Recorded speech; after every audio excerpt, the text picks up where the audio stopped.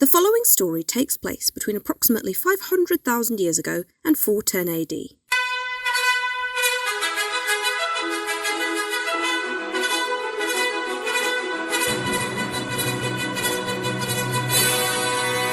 Today we'll begin with the highly anticipated series about English history. But before we dive in, I think it would be a good idea to set the stage and talk about geography for a bit.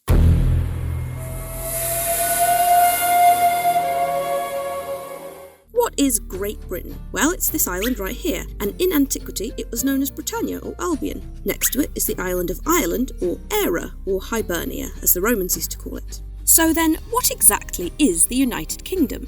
Well, first of all, it's a nation, not an island. A nation comprised by the countries of England, Wales, Scotland and Northern Ireland. And yes, the title of this series is the history of England because even though we will mention the other parts from time to time, we're going to focus primarily on England. England! Perhaps at some point in the future there will be videos about the rest of the UK. If you'd like that, you can let us know in the comments. For the most part, and broadly speaking, England is a generally flat country with practically no mountains. The northern region is the main exception, and that's where you can find the Pennine Hills, not to be confused with the Apennine Mountains in northern Italy. I don't need a geography lesson from you, Luthor.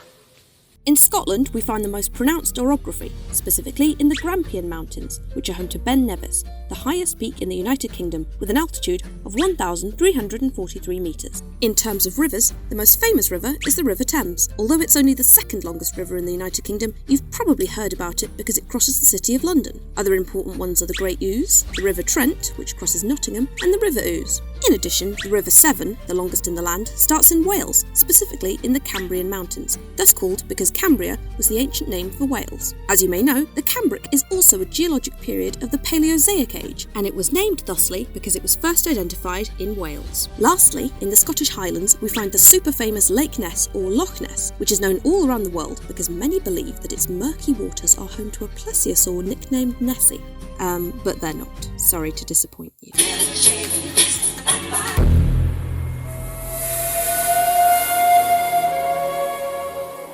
Around 500,000 years ago, Great Britain was not an island, but instead was connected to the European continent through a land bridge located in what today is called the English Channel. This was formed throughout the multiple ice ages that the Earth went through during the Paleolithic era. That was how our ancient ancestors, Homo heidelbergensis, began to populate these lands. They mostly spent their time hunting different animals, such as prehistoric elephants, rhinoceroses, and hippopotamuses. Yep, you heard that right. A long time ago, this area was full of such huge creatures.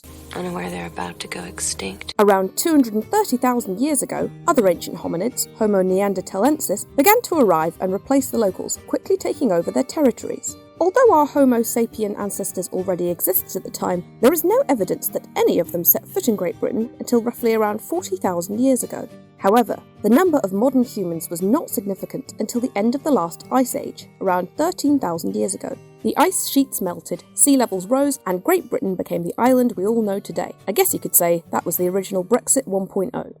Mistake after mistake. Around 5000 BCE, the coastline was practically the same as nowadays, but that didn't mean that Great Britain was isolated from the rest of the world. The following centuries saw several waves of immigrants arrive from Europe, who introduced shepherding, farming of wheat and barley, and also ceramics. This brought the island into the Neolithic period, around 4000 BCE. At this time, different groups of humans settled down in the hills and started to build stockades and moats. One of the best known is the settlement of Windmill Hill, built around 3700 BCE. There were also burials at so-called long barrows, which are collective inhumation tombs that could reach up to 100 metres in length. Perhaps one of the oldest is the West Kennant Long Barrow, a tomb in Wiltshire County where numerous burials were carried out. This was the first significant example of megalithic construction in the British Isles. In about 2500 BCE, which is around the time when the Egyptians were building some of their most famous pyramids, a field north of present-day Salisbury witnessed the first construction stages of what would become the famous Stonehenge. Apparently, this monumental cromlech was an astronomical observatory which was used to predict seasons. Well, actually, this hasn't been entirely confirmed yet, it's just one of multiple theories about the place. In truth, scientists can't quite agree on the purpose of this site. Perhaps the people who built Stonehenge liked to celebrate rituals during the summer solstice. Archaeologists have also found burial sites nearby, but what they are definitely not is interdimensional portals, or the work of Merlin the Sorcerer, or temples built by aliens. Sorry everyone. What a load of rubbish! What we do know are the construction techniques they used, which apparently took them almost 1,000 years. Yes, you heard that right, 1,000 years. And we've also found the remains of the homes where the builders lived. Another famous site, very close to Stonehenge, is Durrington Walls. In the interior of that circle, experts have found the remains of a Neolithic village from around 2500 BCE, comprised by a large number of homes built with mud and wood, all organised around a wide avenue which led to the River Avon. Right next door, there was a circular structure made of wooden posts, which some smart-ass named Woodhenge. Just like the stone version, we don't know the purpose of that structure, and in fact we don't even know whether it was open or had some sort of roof. Lastly, also close by, we have the West Amesbury Circle and the Cursus, an ancient long moat. What were they used for? Your guess is as good as anyone's.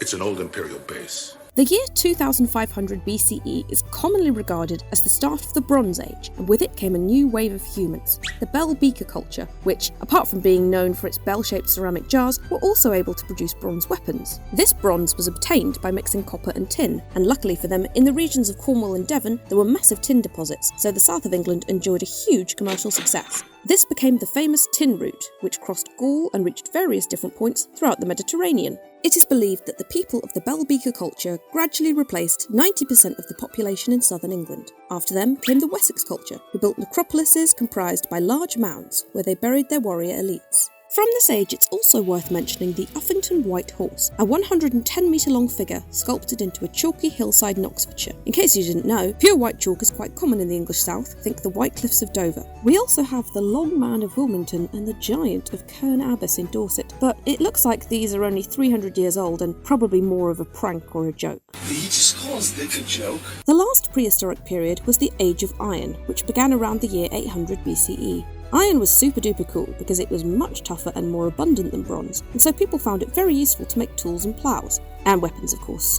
There's always weapons. This materials technology was brought to Britannia by the Celts, who occupied large parts of the south for the next 1,000 years. These people were excellent craftsmen who used iron and other materials, and the society was very well organised. They gathered into tribes led by a king, and also had a nobility comprised of the toughest warriors. Below them were the priests, the famous druids, and then the lowest class of Celtic society were the peasants, shepherds, and slaves. That doesn't sound fair to me at all. These Celts had plenty of run-ins with the island's natives, especially with other fierce pre-Celtic warriors who lived in the north, known as the Picts. Because of this, the Celts began to build wooden fortresses throughout the land. The most notable were the Hillforts, which featured complex systems of walls, moats, and embankments. Inside were the living quarters, usually round and made of wood, and then there were the grain silos raised on wooden poles. Some of the most famous are Maiden Castle in Dorset, Chun Castle in Cornwall, Edisbury Hillfort in Cheshire, and East Lomond Hillfort up in Scotland.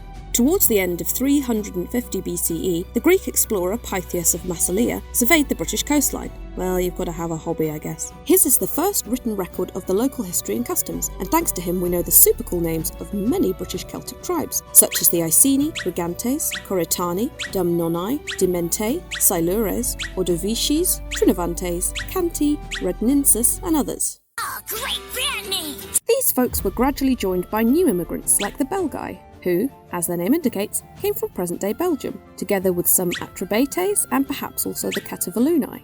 These Belgae gradually fused with the Britons, and their small villages grew into towns with larger areas of influence which engaged in active trade. Later, the Parisi, from northern Gaul, also settled down in the region of modern-day Yorkshire. Some of those ancient Celtic tongues have endured until the present day, including the Goidelic languages, such as Scottish Gaelic, Irish Gaelic and Mannish Gaelic, spoken in the Isle of Man.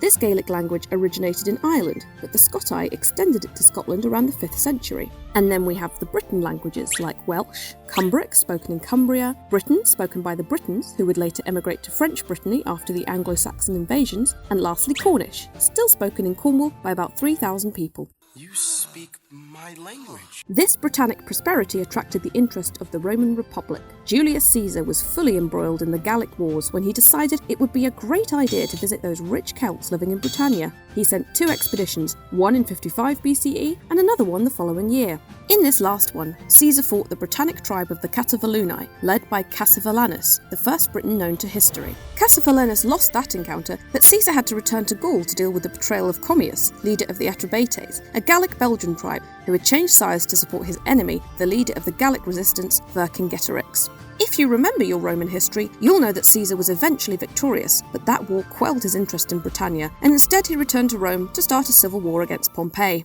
Like little children, always fighting. However, Commius and his Atrebates migrated to Britannia and settled down there, founding a little kingdom of their own. No. It would take a whole century before the Romans decided to return, but when they eventually did, they did so in force, invading and conquering Britannia.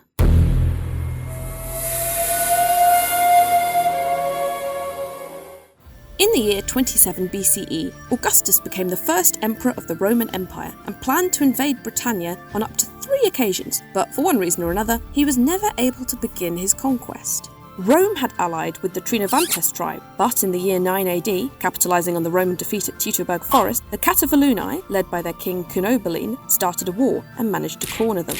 King Cunobeline was succeeded by his son Togodumnus, and under his rule the Catuvellauni became the most powerful kingdom in southern Britannia. By the way, Britannia became the name of the territory occupied by the Romans, as opposed to Caledonia, the formidable northern territory which later became known as Scotland. The Celts who lived there were known as Britons. The Romans also called Great Britain Albion, and the island of Ireland was called Hibernia for the local tribe of the Iverni. Both islands formed the Britannic Isles. Confused? Yes. Oh, thank you for the geography lesson.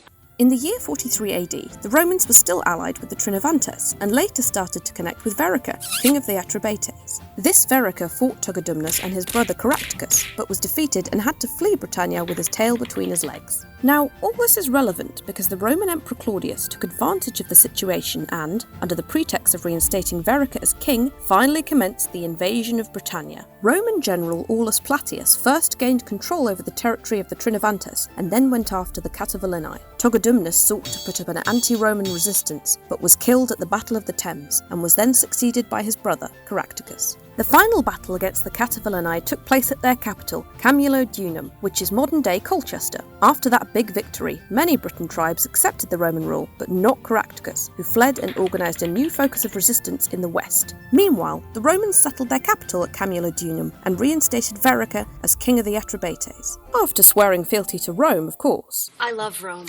Over the following years, the Roman progress throughout the island was unstoppable. In the year 47 AD, the general and governor of Britannia, Osturius Scapula, led various attacks in Wales against the most powerful tribes, the Silures and the Ordovices, headed by Caratacus. In the year 50 AD, they were defeated at the Battle of Caer-Caradoc, and Caratacus was forced to flee once again. This time he sought refuge with the tribe of the Brigantes, but their queen, Cartimandua, didn't want any trouble with the Romans and turned him in. It is said that Caratacus was put in chains and brought before the emperor, who then decided to be magnanimous and forgive him his life. I own you.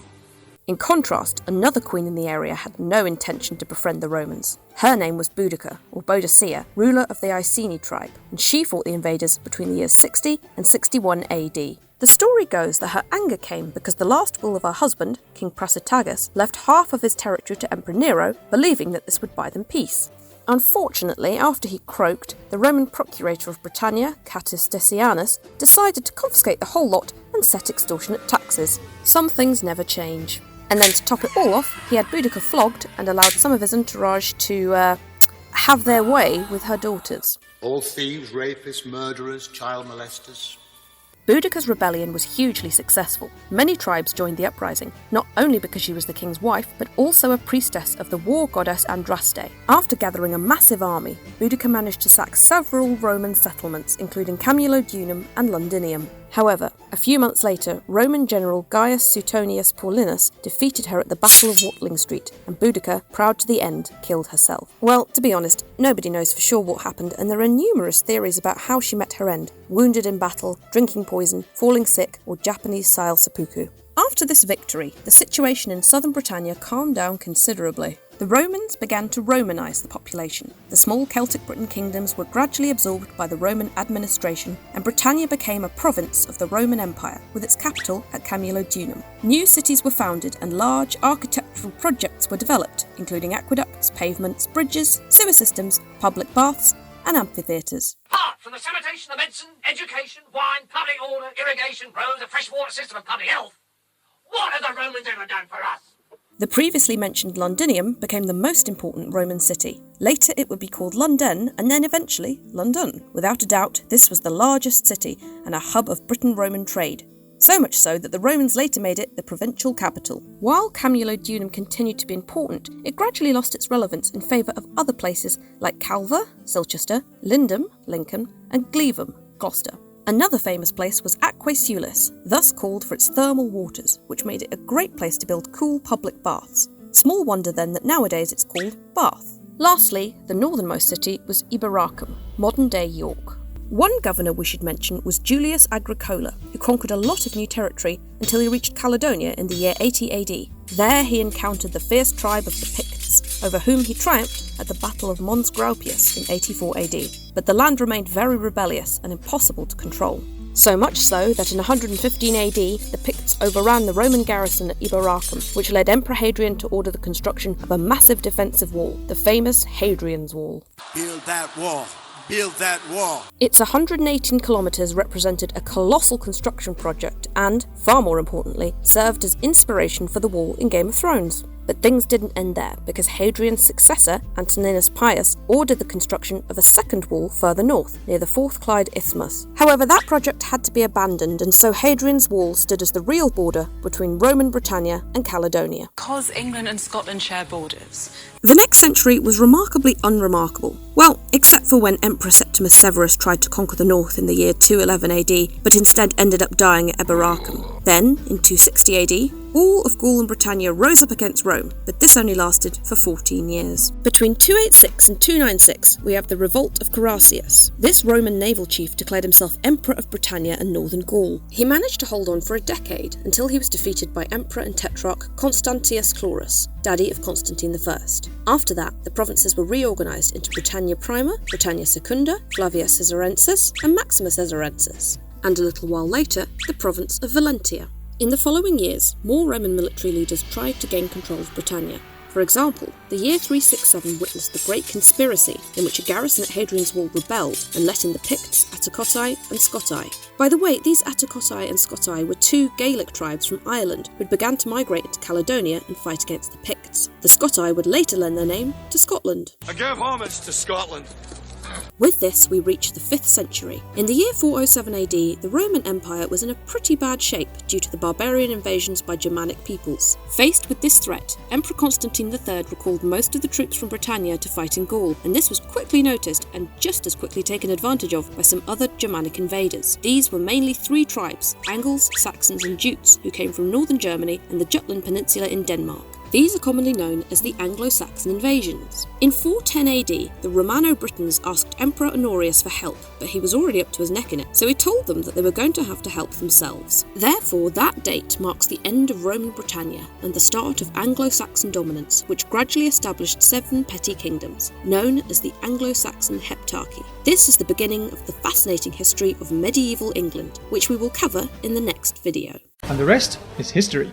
If you enjoyed this video, don't forget to subscribe to the channel and leave us a big like. Take care, and I'll see you in the next video.